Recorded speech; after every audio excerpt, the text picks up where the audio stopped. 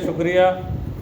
पहली बात तो ये है कि जो 5वां पॉइंट है वो हैगा organisational structure of nature human centric people's movement. इसमें बताया गया है कि हमारी जो ऑर्गेनाइजेशन है इसके जो यूनिट ने या इसके जो टायर ने वो 7 टाइप के होंगे। 7 टायर सिस्टम होगा इसका। उसमें एक तो टायर है पहला जो मेंबर, मतलब इसमें इस मूवमेंट में आपको एक ऐसी बात मिलेगी जो शायद आपको किसी और ऑर्गेनाइजेशन में ना मिले। वो ये है कि इसमें मेंबर को भी एक यूनिट माना गया है। हर मेंबर अपने आप में एक यूनिट है, खुद में इंडिपेंडेंट एक यूनिट है वो। दूसरा जो इसका यूनिट बनेगा वो बनेगा मतलब वार्ड का या विलेज का। तीसरा यूनिट बनेगा पंचायत का। चौथा यूनिट बनेगा इसका ब्लॉक या तहसील का। और 5वां बनेगा डिस्ट्रिक्ट का। और 6वां बनेगा स्टेट का। और 7वां बनेगा इंडिया का, नेशनल। ये 7 टाइप का जो मतलब सिस्टम है, जो स्ट्रक्चर है इसका ऑर्गेनाइजेशन स्ट्रक्चर है, उसमें ये 7 किस्म का जे इसके 7 टायर होंगे। और इसमें जो सबसे इम्पोर्टेंट बात जैसे मैंने पहले भी बोली वो ये है कि इस ऑर्गेनाइजेशन में यूनिट एक व्यक्ति को भी अपने आप में एक यूनिट माना गया है, क्योंकि एक आदमी को एक यूनिट की तरह काम करने की इजाज़त nature human centric people's movement में है। इसलिए ये इसमें एक मतलब जी खासियत वाली बात है ना, वो ये है मेरे मुताबिक। और दूसरा जो मतलब बड़ा काम है वो है organisational style of nature human centric people's movement. इसका ऑर्गेनाइजेशन स्टाइल क्या होगा, उसमें 10 बातें हैं। पहली बात है उसमें कि थ्योरी का प्रैक्टिस के साथ और प्रैक्टिस का थ्योरी के साथ मेल करना। जैसे सराफ साहब कहा करते थी, वो कहते थे कि जैसा सोचो वैसा कहो, जैसा कहो और वैसा करो। मतलब जो तुम्हारे दिमाग में है, जो तुम्हारी थिंकिंग है वो ही कहो। आपकी जुबान में भी वही बात आनी चाहिए। और जो कहते हो उसको प्रैक्टिकल करने की ट्राई करो। इसलिए जैसा सोचते हो वैसा करना चाहिए, वैसा बोलना चाहिए। और जो आप कहते हो बोलते हो वैसा करना चाहिए। इसका मतलब ये है कि आपकी जो थिंकिंग है, आपका जो आइडिया है, वो उस आइडिया को आप एक्सप्रेस करो और फिर उसके मुताबिक काम करने की कोशिश करो। इसका मतलब ये है कि थ्योरी का प्रैक्टिस के साथ और प्रैक्टिस का थ्योरी के साथ मेल करना। और इसमें कई बातें जो आज जो मतलब जो कारपोरेट कल्चर है उसमें ये है कि कहना कुछ है और करना कुछ है और थिंकिंग कुछ करनी। इसलिए कहना कुछ और करना कुछ के बिल्कुल इसका जो स्टाइल है nature human centric people's movement का, वो कारपोरेट मतलब स्टाइल के बिल्कुल ही अपोजिट जाके है कि जो आप सोचते हो वो कहो, जो कहते हो वो करो। अगर आप ये फार्मूला अपने आप पे हम मतलब वो करेंगे ना, इम्प्लीमेंट करेंगे, तो हम इस मूवमेंट को आगे ले जा पाएंगे। मेरे को लगता है कि पहले वाले 2 स्पीकरों में से यार एक बात छूट गई है, वो मेरे को ज़्यादा इम्पोर्टेंट लग रही है। वो मैं इस करके कहना चाहता हूँ। उसमें है 42 नंबर में, let this process be start first from changing oneself. कि कोई भी तब्दीली जो आप लोगों में करना चाहते हो पहले वो खुद से स्टार्ट करो। हमारा जो इस मूवमेंट का जो पूरा फर्म ओपिनियन है कि जो भी आप जिस भी मतलब जो आपका जो ओपिनियन बनता है, जो आप लोगों को कहते हो कि ऐसे करो, लोगों को कहो कि गुड़ नहीं खाना तो आप गुड़ खाओ, ये तो बात बनती नहीं। इसलिए जो आप कहना चाहते हो, जो आप थिंक कर रहे हो, उससे उसको पहले खुद से स्टार्ट करो। और अगर हम खुद से स्टार्ट करेंगे तो दूसरे पे एक मॉरल इफेक्ट है वो पड़ता है। इसलिए नेक्स्ट जो बात है वो है link mean and with ends to vice versa and vice versa. भी जो भी साडा उद्देश्य है उसको प्राप्त करने के लिए जो भी हमारे साधन है वो जितना स्वच्छ आपका उद्देश्य है आपके साधन भी उतने ही स्वच्छ होने चाहिए। मतलब कारपोरेट सेक्टर की तरह नहीं होना चाहिए कि आपका उद्देश्य और है और उसको प्राप्त करने के लिए आप जो साधन अपना रहे हो वो बहुत गलत अपना रहे हो। जैसे हर मतलब कैंडिडेट लोगों को बोलता है जब वो वोट के लिए आता है, किसी भी पार्टी का हो वो, चाहे इंडिपेंडेंट भी क्यों ना हो, वो कहता है कि मैं लोगों की सेवा के लिए आ रहा हूँ, मैं मतलब समाज में सुधार करना चाहता हूँ, ये करना चाहता हूँ, वो करना चाहता हूँ। लेकिन जो उसके साधन है अगर वो रियल में सेवा करना चाहता है तो वो नशे क्यों बांटता है लोगों को, वो पैसे का इस्तेमाल क्यों करता है। हमारी जो मतलब जो इलेक्शन प्रक्रिया है वो इलेक्शन प्रक्रिया में मसल पावर, मनी पावर, धोखाधड़ी ये क्यों यूज करता है अगर उसका मतलब जो उद्देश्य है वो क्लियर है, वो साफ है, वो फेयर। हमारा ये मानना है कि आपका जो जितना मतलब साफ सुथरा आपका उद्देश्य होना चाहिए उतना साफ सुथरा ही आपके जो तौर तरीके हैं उसको प्राप्त करने के लिए आप जो भी साधन अडॉप्ट करते हो वो साधन भी उतने ही पवित्र होने चाहिए, उतने ही क्लीन होने चाहिए, उतने ही प्यार होने चाहिए। ये दूसरा पॉइंट है। तीसरा है इसमें कि अपनी ईगो को इस तरीके से मैनेज करो कि आपका जो एटीट्यूड है, आपका जो व्यवहार है वो हर जगह मॉडेस्ट लगे, कि आपका व्यवहार लोगों को सोबर लगे, आपका व्यवहार लोगों को बढ़िया लगे। और अगर आपकी ईगो पे भी कोई मतलब चोट करता है तो भी आपके व्यवहार पे उसका फौरी असर नहीं पड़ने देना चाहिए। ठीक है कि ईगो हर्ट होती है, आदमी को उसका पता चलता है या थोड़ा शायद दुख भी होता है, लेकिन ये मानना चाहिए यार मैं भी एक आदमी हूँ ना। अगर मेरे बारे को कुछ इधर उधर की बात कह भी दी तो मैं भी तो इंसान हूँ, कह दी तो क्या। आमतौर पे ये मतलब सोचा जाता है कि यार मेरे बारे ये क्यों कहा। और जो थोड़े जो ऑनेस्ट लोग हैं उनमें ये ईगो इतनी ज़्यादा होती है क्योंकि वो ये समझते हैं कि हम तो ऑनेस्ट हैं यार, हमारे बारे कोई ऐसी वैसी टिप्पणी क्यों करे। मतलब मेरे को ये लगता है कि अगर वो कोई आदमी हॉनेस्ट है और हॉनेस्ट रहना चाहता है, वो दूसरों के लिए थोड़ी हॉनेस्ट है, उसको अच्छा लगता है हॉनेस्ट रहना इसलिए है। मतलब सपोज करो मैं अपने आप को हॉनेस्ट मानता हूँ,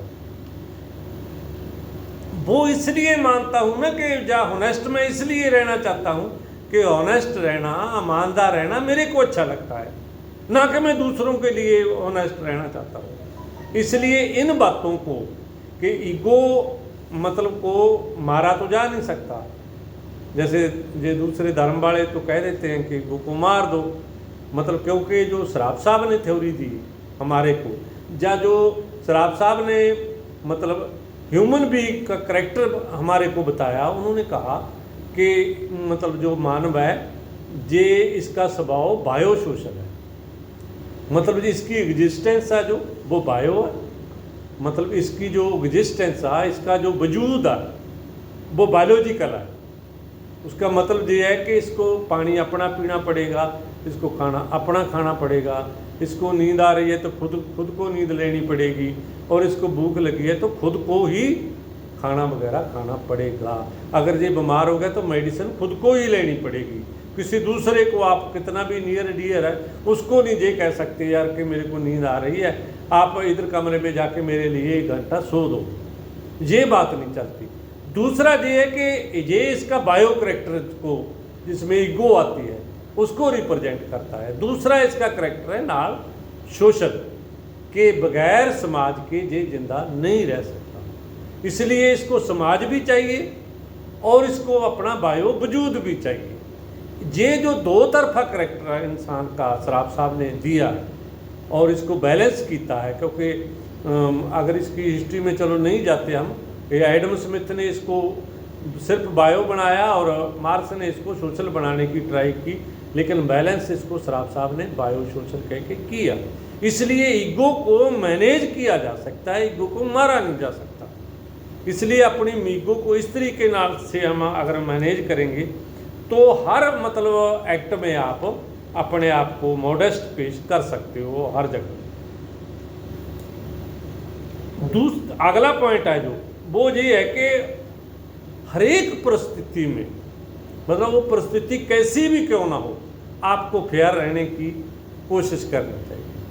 मतलब हर परिस्थिति में फेयर रहने का मतलब है कि आपको कभी भी पार्शल नहीं होना चाहिए, आप कभी किसी के साथ मतलब ऐसा व्यवहार नहीं करना चाहिए कि चाहे किसी परिस्थिति में उसने आपके बारे में जो मर्जी इधर उधर किया हो, लेकिन जब आप मतलब एक नेचर ह्यूमन सेंट्रिक मतलब स्टाइल से बात करोगे तो जो इसका जो मतलब स्टाइल है वो ये आपसे मांग करता है कि आप हर परिस्थिति में फेयर रहोगे, पक्षपाती नहीं होगे, किसी के साथ बेइंसाफी नहीं करोगे, और अगर आपको किसी जजमेंट में बिठाया जाए तो कोई सामने वाला के साथ आपका कोई भी विचार या फिजिकल कोई मतलब कंट्रोवर्सी हो, लेकिन आप उसमें नहीं जाओगे, आप फेयर ट्रीट करोगे।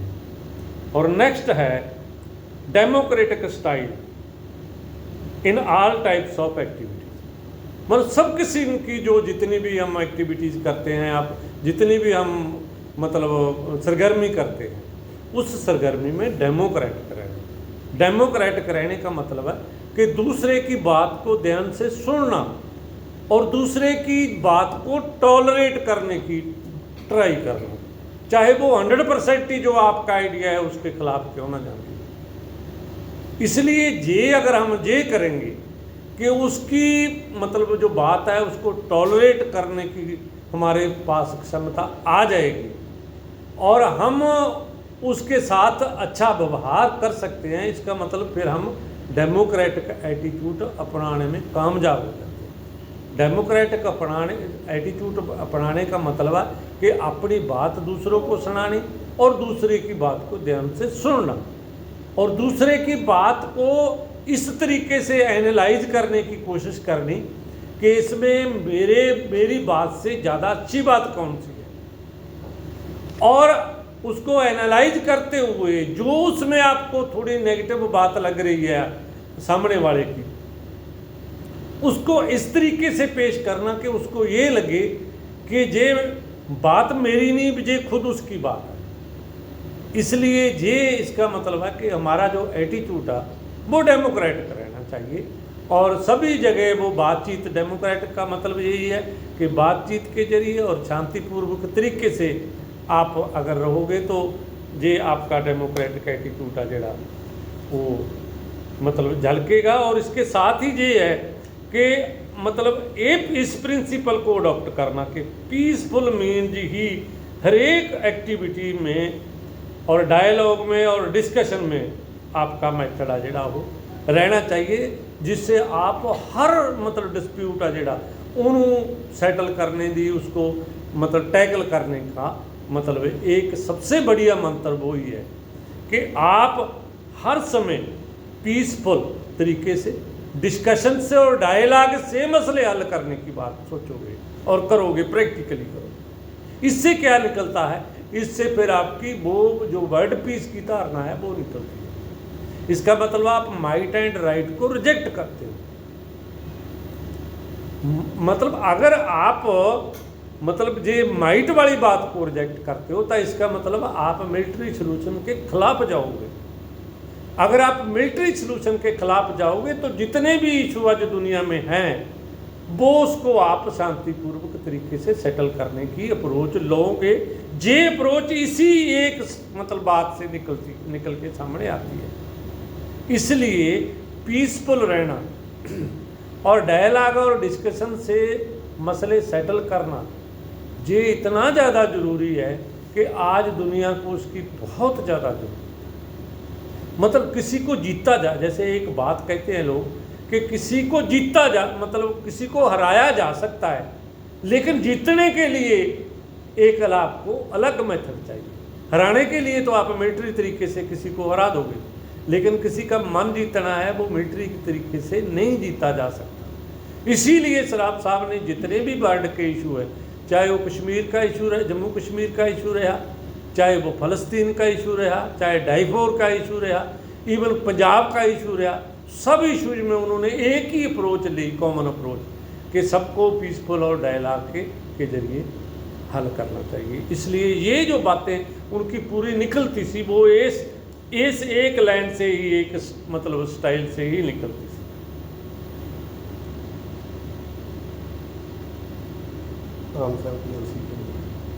मतलब एक ये है कि डिसीजन मेकिंग, जब हम कोई भी फैसला करते हैं तो उसमें आम राय बनाने की ट्राई करनी चाहिए। मतलब हमें हर वो कोशिश करनी चाहिए कि फैसला हो जो जनानी मसली हो, फैसला हो जो सारों लोगों को शामिल करके कोई मतलब सब सर्वसम्मति का फैसला हो। इसलिए उसके लिए फिर ज़्यादा ट्राई करनी पड़ती है, डायलॉग दी, डिस्कशन। इसलिए हमें जितने भी फैसले हैं उसमें मेजॉरिटी मिनॉरिटी वाला काम आ जो वो बहुत ही रेयर मतलब कंडीशन में ही करना चाहिए। इन जर्नल मतलब कंसेंसस बनाने की हमें ट्राई करनी चाहिए डिसीजन करने के लिए। और अगला है मतलब जितने भी हमारे ऑर्गेनाइजेशन के वो जैसे पहलू मैंने पहले बताए हैं कि ये यूनिट है मतलब इंडिविजुअल के यूनिट से लेकर नेशनल यूनिट तक, इसकी सबकी जो मतलब इलेक्शन है जी वो रेगुलर होनी चाहिए, ताकि मतलब जो ऑर्गेनाइजेशन है इसका जो डेमोक्रेट का जो वो व्यवहार रहे ऊपर से नीचे तक और नीचे से ऊपर तक, वो हर मतलब ऑर्गेनाइजेशनल जो इलेक्शन है वो होनी चाहिए और हर साल होनी चाहिए। और इसमें एक जो इम्पोर्टेंट बात है वो है कि एक दफ़ा से ज़्यादा कोई भी आदमी दूसरी बार ऑफिसर नहीं बन सकेगा। मतलब ये बात इस बात को इंगित करती है कि हम डिसेंट्रलाइजेशन के दारनी हैं, हम सेंट्रलाइजेशन के खिलाफ हैं। जो इंडिविजुअल अपने पास सेंट्रलाइजेशन करते हैं कि एक बार कोई प्रेसिडेंट बन गया, उसने फिर बहुत देर तक बहुत बुरी हालत से आप उसको उतारोगे तो उतरेगा, अपने आप नहीं उतरेगा। इसमें सराफ साहब ने ये स्टाइल ही ये बना दिया हमारी ऑर्गेनाइजेशन में कि जिस भी आप यूनिट में काम करते हो, एक बार जिसके ऑफिसर बन गए तो नेक्स्ट टाइम आप वो ऑफिसर नहीं बनोगे, वो ऑफिस नहीं लोगे और आप फिर दूसरों के साथ मिलके काम करके बगैर ऑफिसर बने पहले से ज़्यादा काम करके दिखाओगे तो आप पता लगेगा कि आपके अंदर वॉलंटरिज्म कितना का है। और बाकी जो ऑर्गेनाइजेशन है वो वॉलंटरली ऑर्गेनाइजेशन है। और नेक्स्ट है इसका कि हर पद्धर पे मतलब हर लेवल पे फ्री और फ्रैंक डिस्कशन करना, मतलब किसी भी मुद्दे को क्लोज करने की कोशिश नहीं करनी। कोई भी साडा साथी कहे कि मैं इस मुद्दे पे बात करना चाहता हूँ, फ्री और फ्रैंक डिस्कशन होनी चाहिए और जो अपना आइडिया वो बताना चाहिए।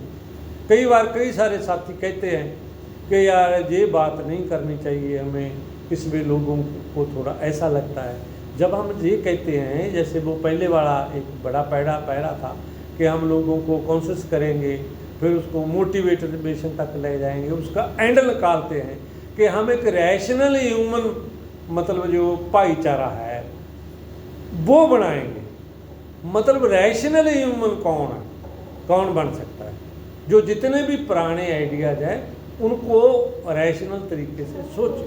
ठीक है, धर्म है, किसी की आस्था है, वो उसकी अपनी जगह, वो उसको आप मतलब इस तरीके से नहीं मतलब बोलोगे कि उसको हिट हो। लेकिन अगर आप कहोगे कि ये धर्म अच्छा है, ये धर्म माड़ा है, वो तो बात अलग है। लेकिन अगर हम कहेंगे कि इन बातों पे फेथ से काम नहीं चलेगा, जैसे पिछले दिनी मोदी जी ने कहा कि योग से सब कुछ हो सकता है, योग से कोरोना के खिलाफ भी बड़ी लड़ाई हो सकती है। ठीक है, फिर वैक्सीन बंद कर दो, फिर ये कहना बंद कर दो कि यार मतलब फिजिकल डिस्टेंस भी चाहिए, मास्क भी लगाना चाहिए, ये भी करना चाहिए, वो भी करना चाहिए, फिर ठीक है योग करते रहो, फिर दुनिया को दिखाओ ना कि योग से सारा कुछ होता है। फिर हॉस्पिटलाइज वाला काम तो बंद हो जाएगा और वो बंद कर देना चाहिए। इसलिए इन बातों में ये अनरैशनल जो बातें हैं, जो गैर तर्क संगत बातें हैं, इन बातों पे में हमें नहीं आना चाहिए। योग का जितना को जरूरत है उतना का उपयोग कर लो, लेकिन आपका ऑक्सीजन लेवल कम हो गया तो हॉस्पिटलाइज होना ही पड़ेगा। अगर आपको कोरोना आ गया तो योग से काम नहीं चलेगा, और योग वाले भी हॉस्पिटल गए हैं। इसलिए कोई एक कहे कि इस तरीके से ये शब्द पढ़ने से, ये मंत्र पढ़ने से ये वो हो जाएगा, इसका मतलब आप अपने आप खुद को और ह्यूमन कम्युनिटी को रैशनल ह्यूमनिज्म नहीं सिखाना चाह रहे, और उसको रैशनल बनाने की आपकी अप्रोच नहीं है। इसलिए हर लेवल पे free and Frank discussion her issue पे करनी चाहिए। कोई कहे कि हिंदुत्व ऐसे नहीं ऐसे है, ठीक है करो ना बात पे, और उसमें लॉजिकल बात करने की कोशिश करो। और लास्ट में जो है कि जदों भी हमने कोई फार्मूलेशन बनानी है, जहाँ हमारी जो जर्नल लाइन है उसकी इम्प्लीमेंटेशन करनी है, उसको लागू करना है और उसको व्यवहार में लाना है, तो जितने भी हमारे साथी हैं मेंबर, उन सबकी इन्वॉल्वमेंट उसमें होनी चाहिए। और अगर सबको इन्वॉल्व करके कोई डिसीजन करेंगे और फिर उसको व्यवहार में लाने की ट्राई करेंगे, उसको इम्प्लीमेंट लाने की ट्राई करेंगे, तो वो बेटर तरीके से हो सकता है। निस्बत कि हमारे से कोई एक आदमी कहे और दूसरों को उपदेश दे दे कि ऐसा कर लो और उसको ऐसे इम्प्लीमेंट कर लो, उसकी मतलब जो भी रिजर्वेशन है, जो भी उसके दिमाग में डिसीजन के टाइम है, वो उसको हम नहीं सुनते तो वो बात बनेगी। इसलिए इन सारी बातों में ये जो 10 पॉइंट दिए गए हैं, मैं मतलब ब्रीफ में इनको मतलब आपके सामने एक्सप्लेन करने की कोशिश की है कि अगर हम ये 10 पॉइंट है जो हमारा स्टाइल है, वो हमारी पर्सनल लाइफ में भी ले आएंगे ना, तो बहुत ही सौखे रहेंगे, बहुत ही खुशगवार रहोगे, बहुत ही बढ़िया रहोगे। मेरे मतलब मैं बहुत ही दावे से ये बात कह सकता हूँ कि मूवमेंट बने या ना बने वो एक अलग बात है, लेकिन आप पर्सनल लाइफ में भी बहुत ज़्यादा अच्छे रहोगे। आपकी फैमिली में अगर आप ये इम्प्लीमेंट करके देखोगे तो फैमिली भी बहुत अच्छे तरीके से आपकी चलेगी, काम करेगी। इतना कहता हुआ मैं अपनी बात को यही ख़त्म करके आगे वाले साथी को अपना माइक देता हूँ। शुक्रिया।